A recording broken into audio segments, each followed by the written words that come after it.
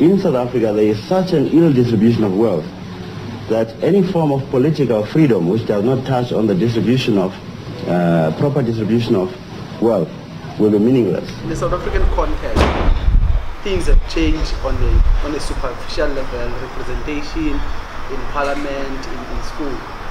But the structural change and the structural trappings haven't changed. Obviously, we still live with some of the results of all of that oppression. It hasn't gone away.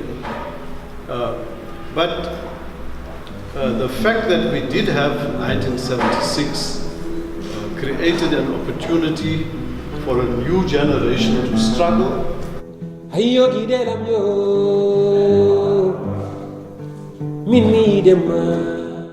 The lived experience of the young generation will be put and forced into the peripheries and the margins of the conversation.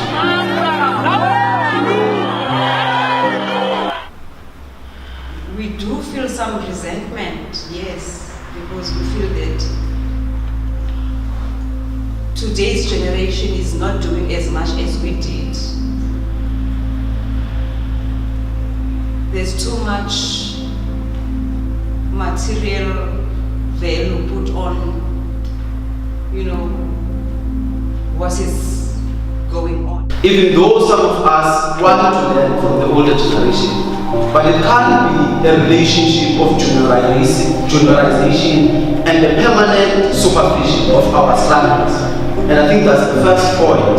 And even intellectual speaking, there is a constant supervision of our intellectual input.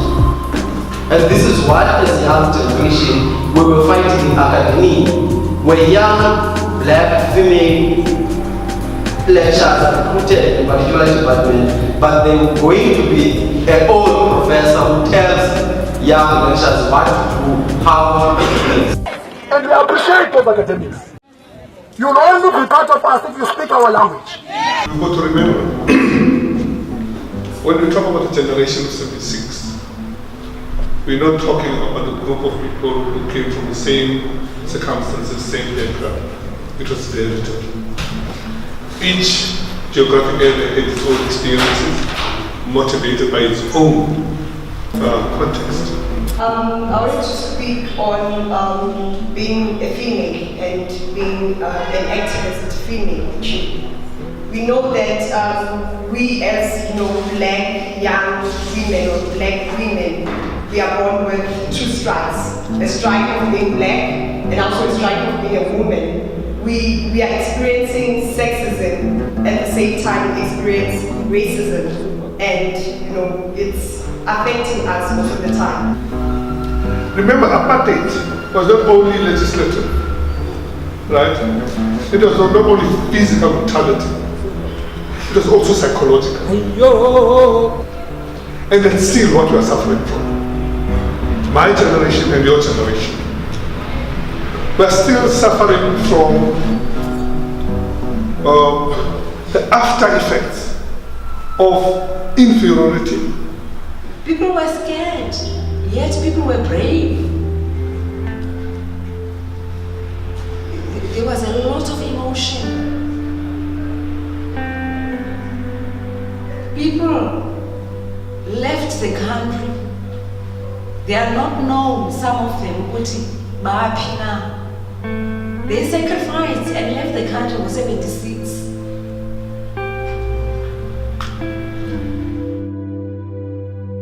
The conversation should continue because we are not the first person to struggle. And there is an assumption and the popular discourse that the younger generation always say they are the first revolutionaries or radicals.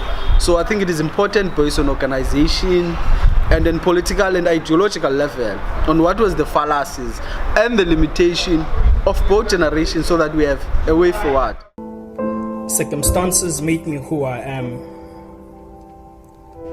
Street corners rife of cacophonies of gunshots, where black masses threw stones because of tear gas to our oppressors and not our neighbors.